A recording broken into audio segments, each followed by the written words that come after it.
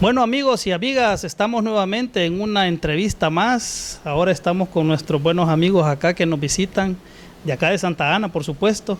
Vamos a hablar acerca de lo que es la realidad actual de la UES, la Universidad de El Salvador. En este caso, pues en Santa Ana tenemos lo que es la Facultad Multidisciplinaria de Occidente, pero vamos a hablar en general acerca de la UES. Sabemos que la entrevista es corta en el sentido de que el tiempo es bastante corto, valga la redundancia, así que vamos a tratar de tal vez no encapsular demasiado, porque la idea es que nuestros televidentes también puedan conocer qué es lo que está sucediendo en la UES. Pues nos visita Orlando Cepeda de ASPAUES, ¿verdad? Es el presidente de la Asociación Salvadoreña de Profesionales de la Universidad de El Salvador, y Zulma Peraza, estudiante de la UES. Se acaba de graduar, entiendo, ¿verdad, Zulma? Sí, así es. Ya el día de ayer perdí mi calidad de estudiante y pues paso a ser una profesional graduada de la universidad. Así que. Ok, bueno, así es de que bienvenidos a ambos. Esta es su casa. La idea es que conozcamos. Nosotros como Tu Patria TV queremos conocer cuál es la realidad de la UES, pero también estoy seguro que nuestros amigos y nuestras amigas también quieren conocer qué es lo que está sucediendo en la UES. Así es de que, Orlando. Gracias, un saludo a toda la audiencia. Gracias también por la oportunidad que se nos da en esta ocasión. Y extensivo el saludo y la felicitación, de verdad, para Zulma, de que todavía tenemos que ir a celebrar. Viene el fin de semana. Sí, tenemos ahí por algo de tiempo todavía para ir a celebrar. Sí, es importante, y de verdad la parte importante en la universidad no solamente es en el tema académico, sino que también la satisfacción que se tiene cuando los futuros profesionales ya logran un escalón de por eso se siguen preparando, y cuando tienen el título, una satisfacción tanto personal como familiar.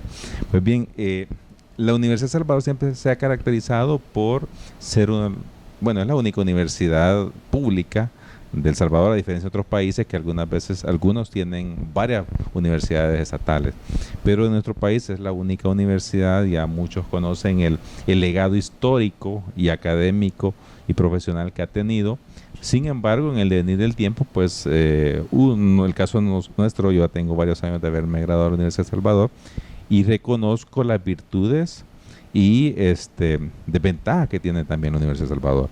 Por eso, como sector profesional, porque soy parte del sector profesional no docente de la Universidad de El Salvador, es decir, como presidente de la Asociación Salvadoreña de Profesionales de la Universidad de El Salvador, participamos en procesos internos de elección de autoridades en los organismos internos. Entonces, la única posibilidad que como sector profesional, que no somos empleados de la Universidad de El Salvador, tenemos es participar en esos procesos para intentar aportar desde nuestra parte externa como profesional en ejercicio libre de la profesión. En el caso mío, soy abogado, o el caso de aquel docente, un profesor que también pudo haberse graduado, algunos que están en diferentes áreas, un biólogo, un ingeniero, que conocen la realidad externa y poder en un momento determinado hacer propuestas hacia la Universidad de El Salvador para intentar mejorar la calidad académica, porque eso es lo que nos preocupa, la calidad académica de la Universidad de El Salvador. Orlando, me interesa en ese sentido, porque muchos de los que nos están viendo a lo mejor se preguntarán, bueno, ¿qué tiene que ver un profesional que ya no es estudiante de la universidad, qué tiene que ver en procesos internos? Es decir, y es parte de lo que está explicando Orlando, Zulma, porque es importante conocer ese aspecto, porque tiene mucho que ver con garantizar la calidad de la universidad. O sea, ya salimos de la universidad, pero ¿qué es lo que podemos hacer por la universidad? ¿Qué viene después? Bueno, puedo hablar, por ejemplo, a título personal, por mi experiencia. En la universidad me forjó durante 5 años que duró mi carrera en el aula universitaria, aunque después me ingresé por posgrado. Pero cuando uno sale de la universidad lleva el aspecto teórico, nada más. El tema práctico, muy pocas veces un docente se interesa por preparar esa parte. Entonces, cuando sale el profesional, sale con la expectativa de poder ejercer, en el caso, como le digo, mi profesión, que soy abogado, aunque no represento solamente abogados, y aclaro esa parte, sino que a cualquier profesional graduado de las diferentes carreras que hay en la Universidad de El Salvador.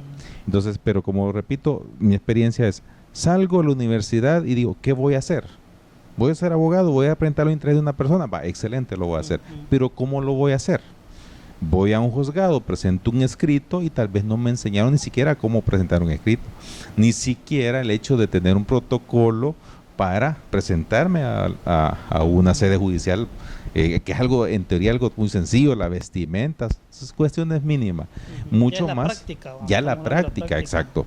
Por ejemplo, un docente, me refiero a una carrera de educación, el docente tiene que ir preparado, tiene que ir concientizado que lo que yo vi en la aula universitaria o la realidad que vi en la aula universitaria dista totalmente de las necesidades que pueda tener el niño cuando está ya en primaria y ya se convierte en un docente de primaria, o dista muchísimo más de aquella realidad cuando asume uno como docente de que el alumno, cuando llega a mi nivel, llega ya con las capacidades previas que tal vez no pudo haber desarrollado en el grado previo antes, ¿verdad? Entonces, son cuestiones de que ahí es donde el sector profesional, que es el que está afuera de la universidad, ya en la práctica de su profesión, puede aportar mucho a la Universidad de Salvador.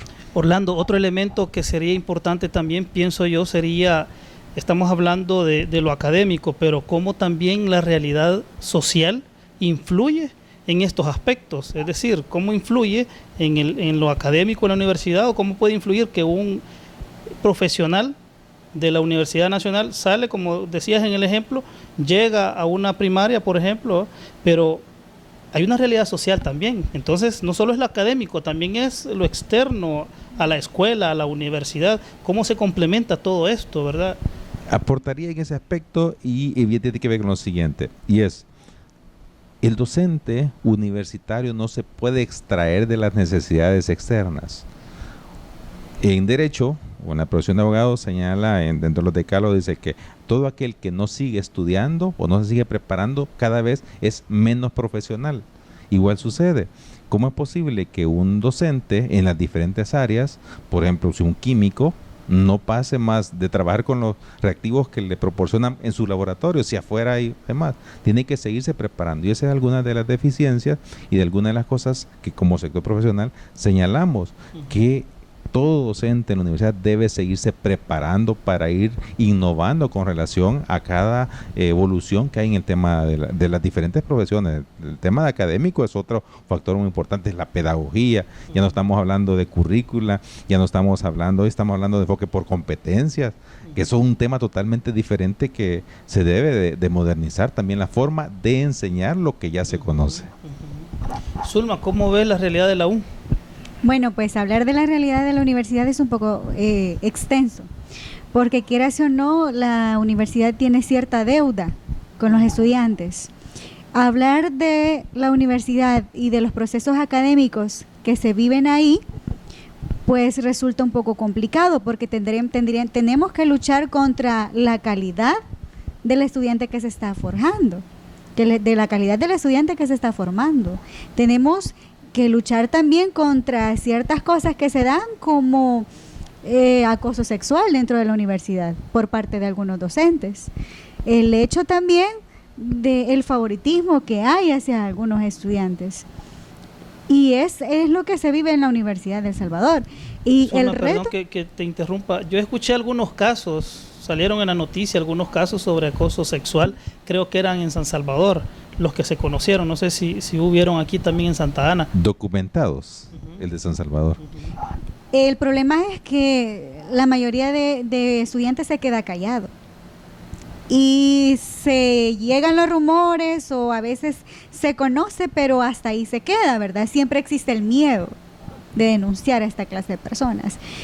Pero se vive, increíblemente, esto se vive dentro de la Universidad de El Salvador.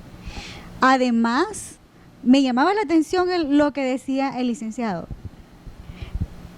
Te enseñan una cosa en la universidad, pero sales a la realidad y te encuentras con algo completamente diferente. Y el problema es también que los docentes no se capacitan, no siguen investigando y formándose. Entonces se quedan nada más con lo que una vez aprendieron a través de unos libros. La realidad está cambiando. Y lo que se enseñó antes ya está obsoleto.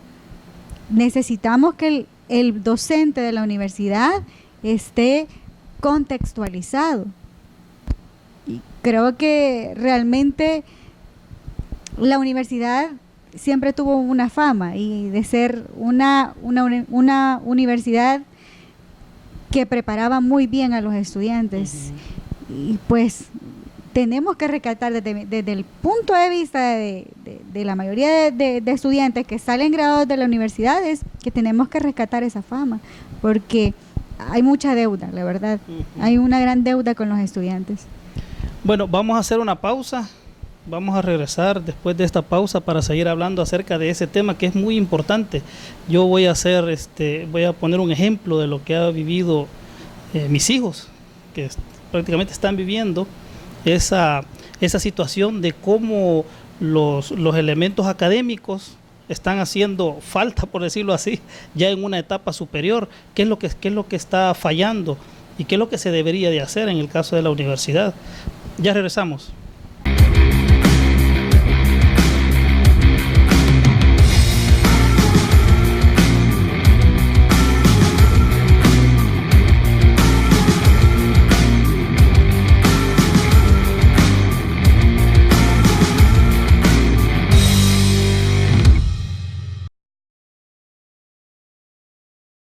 Bueno amigos, estamos de regreso en esta segunda parte de la entrevista. Decía en la anterior parte acerca de los elementos académicos, es decir, lo que se le enseña al estudiante. Yo estoy viviendo algo con mis hijos y de hecho he tenido que cambiar a mi hija que está en bachillerato de una escuela pública a una privada. Lamentablemente lo he tenido que hacer, aunque no hay muchas condiciones económicas, pero realmente lo que está faltando, y lo hemos visto ahí, es un interés de los maestros. Les comentaba fuera de cámaras que en 3-4 meses que se llevan de iniciado el año escolar, ya bien avanzado, para que haya 3 o 4 páginas de una materia, en este caso de inglés, por ejemplo, es una deficiencia completa. Es decir, estamos hablando de que qué es lo que estamos construyendo desde el punto de vista académico, para que estos jóvenes, adolescentes ahora, jóvenes lleguen a la universidad, ¿con qué elementos académicos van a llegar? Entonces, ¿en la universidad estará sucediendo lo mismo, Orlando? Claro. Yo tuve la oportunidad de estar en la Universidad de Salvador como docente durante casi 7 años. Tuve la oportunidad también, al menos en mi área, de dar clase tanto a primer año hasta quinto año, o sea, todos los niveles, en diferentes materias, algunas de mi especialización y otras en el área común de derecho. Y había un factor muy, pero muy trascendental que tiene influencia en el tema académico. Uno es la capacidad o la voluntad del profesional, del que facilita la enseñanza, porque hoy ya no hablamos de un maestro, hablamos de un facilitador de enseñanza. Y también otra es la disponibilidad del alumno, porque hay que jugar con ambos aspectos. Pero en la medida que el profesional tiene la capacidad de motivar al estudiante para que tenga la preparación suficiente, no cuesta, no genera mayor tipo de problema. Yo me recuerdo que en una ocasión les decía a los alumnos de primer año, ¿ustedes saben por qué están acá? Y algunos decían, sí, porque la carrera me gusta, otros porque mi papá es abogado, otro porque me dijeron que es interesante, y se empieza a generar una serie de expectativas sobre la carrera. Pero cuando tuve la oportunidad de un grupo de tenerlo en primer año y en quinto año, en ese tiempo, y era el mismo grupo, evidentemente en quinto año ya no era la cantidad que estaba en primer año. Y me recordé de esa pregunta que les había hecho 5 años atrás, y cuando les recordaba la pregunta, algunos dijeron, no, pero es que la carrera ya no me gusta, yo veo que no sirve, no me va a servir, lo que quiero es mejor migrar para otro país. Entonces, en la fase, el desarrollo de la carrera, se va perdiendo ese interés algunas veces por seguirse preparando, porque no se le ve futuro en la carrera. Cuando usted como docente viene y le dice a su alumno de matemáticas, por ejemplo, que lo hablábamos más temprano, mire, la forma en que aprendimos matemáticas hace 20 años fue así, hoy no, es por esto, porque ya tienen que incorporar factores ya mucho más avanzados, hoy ya la división no es solamente con esta cantidad de números, sino que usted tiene que hablar, por ejemplo, de divisiones de partículas, hablando de química, de materias que a mí me pueden interesar como la nanotecnología, o sea, y usted ya le empieza a generar una expectativa mayor y quiere aprender, pero lamentablemente muchos no lo hacen. El problema es que la universidad también se ha quedado con ciertas carreras, cuando la realidad es diferente y se tendría que estar impulsando carreras que vayan de acuerdo a la necesidad actual del país. Nos encontramos que en la Facultad Multidisciplinaria de Occidente hay carreras que están incompletas a estas alturas. Sí. Química, por ejemplo, entiendo que es una de las carreras Sí. que no está completa acá. Están Laboratorio clínico, Sí. Tendrá que parece. ver eso con... sí, casi siempre el argumento es no hay presupuesto, pero ¿será realmente eso o no existe la visión? Porque estaríamos hablando en todo caso, por lo que dice Zulma y lo que has mencionado, de que estamos hablando de una visión también, de hasta dónde quiero llevar yo el nivel académico y la capacidad de la universidad para preparar también a los estudiantes. Ahí es donde, como sector profesional no docente, y es algo que también quería comentar, estamos participando en un proceso eleccionario interno donde se van a elegir autoridades. Estamos hablando de rectores, rector académico, vicerrectores, también decanos, vicedecanos, miembros ante la Asamblea General Universitaria. También viene un proceso de elección de miembros de la Junta Directiva. Ahí está representado por estudiantes, es decir, hay 33.33 de la autoridad en cada cuerpo colegiado puede tomar decisiones, porque por ejemplo en junta directiva hay representantes de estudiantes, representantes de docentes, o sea, docentes que laboran en la universidad, y también del sector profesional no docente, es decir, de los que no somos empleados de la universidad. En la AGU, la Asamblea General Universitaria, igual existe representatividad de esos tres sectores que al final eligen representar a las autoridades, que estamos hablando de rector, vicerrector y todos los que les mencionaba. O sea, ¿qué es lo que nos damos cuenta ya conociendo la realidad de la universidad? El presupuesto en el tema de academia evidentemente siempre va a hacer falta. Eso es una verdad indiscutible. Pero con lo poco que se tiene, se puede administrar. Tenemos personas muy capaces en la Universidad de El Salvador que pueden enseñar, ni se imaginan qué materias, porque han salido al extranjero a especializarse o aquí mismo se han especializado. Tenemos recursos humanos que es sumamente importante. Infraestructura, tenemos infraestructura. Existe la capacidad en la persona, es decir, Exacto. De hecho, talento. sí, de hecho hay algo que me gustaría mencionar en cuanto al recurso que se le asigna a la universidad. Me llamaba la atención lo que decía el licenciado, porque posiblemente haya una mala administración. ¿Y por qué digo esto? En ocasiones hay estudiantes que presentan peticiones hacia la universidad o a junta directiva pidiendo que se les asigne presupuesto para ir a representar a la universidad a otros países, y van como expositores. Ellos van a exponer o a dar una cátedra sobre cierto tema, y tristemente no se les apoya. Tenemos, yo como ex estudiante de la ex alumna Desde hace 2 días. Ajá. desde hace 2 días de la universidad, como expresidenta de los becarios de la Facultad de Multidisciplinaria de Occidente, conozco los casos de estudiantes que no se les ha apoyado, y ellos han presentado la evidencia de que van a exponer y no se les ha apoyado. Además, hablar del deporte en nuestra facultad, increíble. Ahorita el departamento o el área de deportes de la facultad están necesitando una pista que cuesta $1,500 para las prácticas de taekwondo y lo demás que se hace. Y el deporte también como que está relegado, o sea, así es, y son cosas, y lo triste que se ve es que después nos damos cuenta que hay varios docentes que han salido de viaje con fondos de la universidad. Entonces nos encontramos con un desbalance entre si hay dinero o no hay dinero.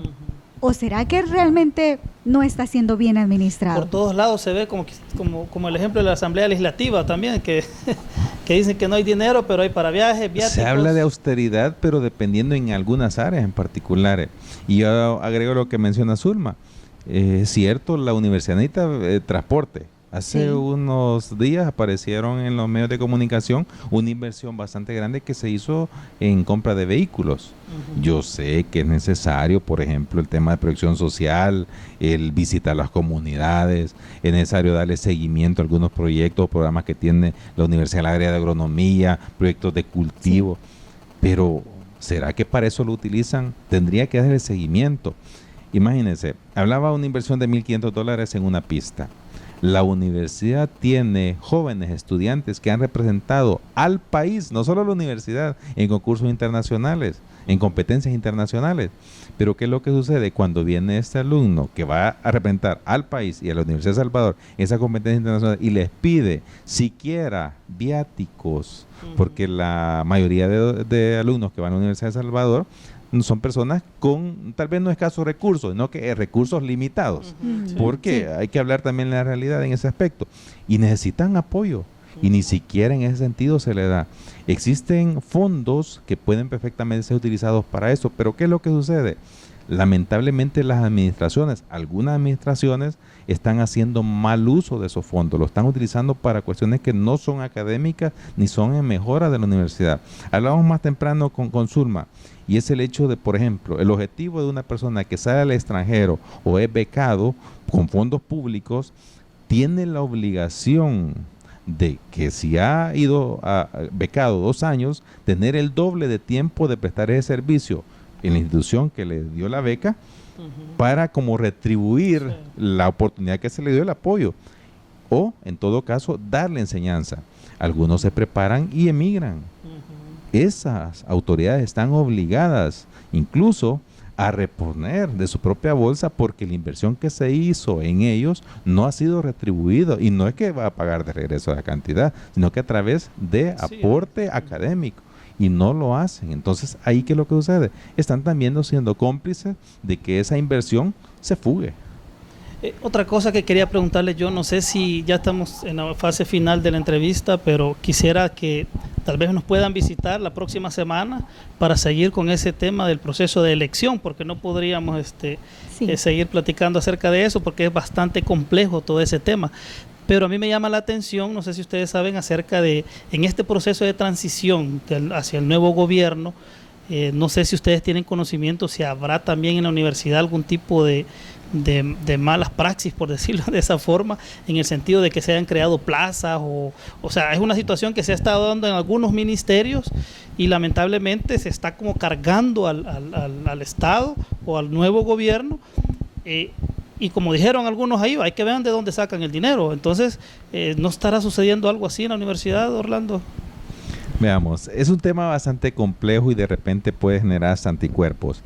Lamentablemente aparecieron incluso en los medios de comunicación que se estaba pidiendo a la Universidad de Salvador los espacios para 100 personas o 100 plazas, porque también la cantidad de plazas no equivale a igual cantidad de personas, porque existen algunas veces menos personas con una cantidad mayor de plazas asignadas. Entonces se habla de que se está intentando hacer eso, y algunos dicen que ya se está haciendo. ¿Cuál es el llamado? Miren, en la universidad tenemos una fiscalía universitaria, tenemos una Procuraduría de Derechos Universitarios, que hagan su papel. Si bien es cierto que, por ejemplo, están acosando a los alumnos, que los están marginando, que los están tratando mal, tenemos la Defensoría de los Derechos Universitarios, tenemos la Fiscalía Universitaria para que vaya a verificar los procesos, tenemos la Corte Cuenta, que tiene que hacer su papel si son fondos públicos, porque lamentablemente, como repito, se están haciendo mal uso de algunos recursos de la universidad, y tal vez no con personas idóneas. Porque el hecho de que sea autónoma no significa de que no puede ser supervisada por la Corte de Cuentas. Son fondos públicos, y todo fondo público es sujeto de verificación por la Corte de Cuentas, y eso estoy seguro que en la Universidad de El Salvador lamentablemente existe un mal manejo de alguna parte de esos recursos que puede ir en la mejora académica.